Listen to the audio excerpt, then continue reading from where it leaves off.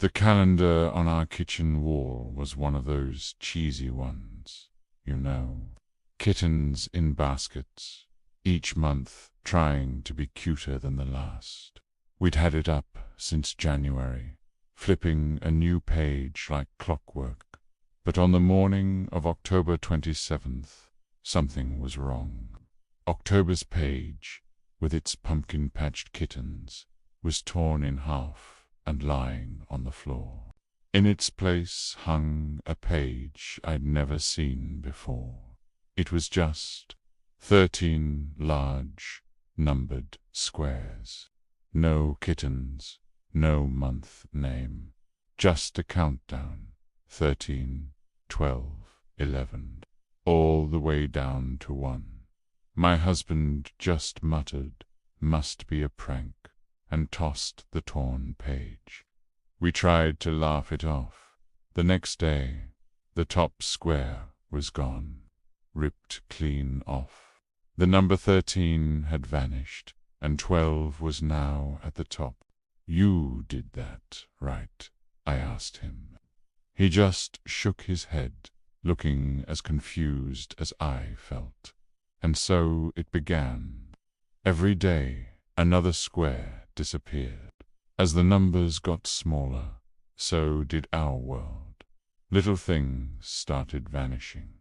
First, a coffee mug, then a pair of socks, the yellow one with the crack in it.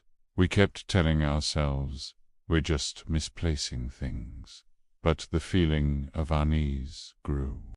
When the calendar showed 8, my husband's car keys went missing. At 7, our dog, Max, refused to even set foot in the kitchen, whining at the doorway.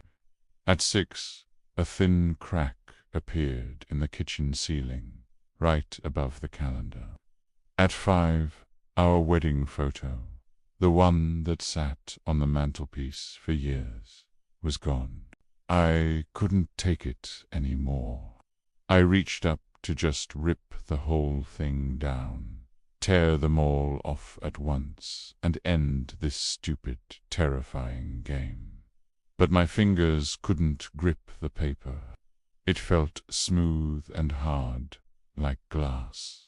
On Halloween, only 3 squares were left. The crack in the ceiling had spiderwebbed across the room, and water was now dripping onto our table. I stood on a chair, trying to pry the calendar off the wall, but it was like it had fused with the paint. That's when I heard it. A faint whisper right behind me. "Stop." I spun around. No one was there. When only 2 squares remained, the house felt hollow. The hallway seemed to stretch on forever, and rooms that were once filled with laughter felt cold and silent. That night I dreamed of numbers tearing themselves away, revealing a widening black hole behind them. On the morning of November 2nd, the last square was gone. The calendar was blank, and where the squares had been, the wall was gone.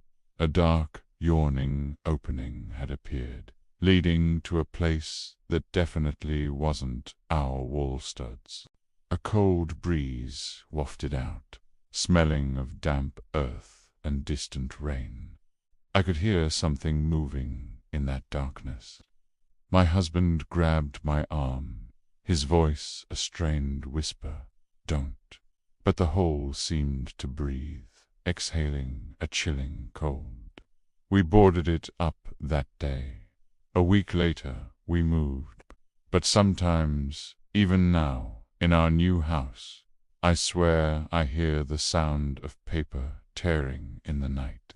And I wake up to find a single scrap on the floor with the number 13 printed on it. Thanks for listening. If you enjoyed this story, don't forget to hit that like button and subscribe for more. See you next time.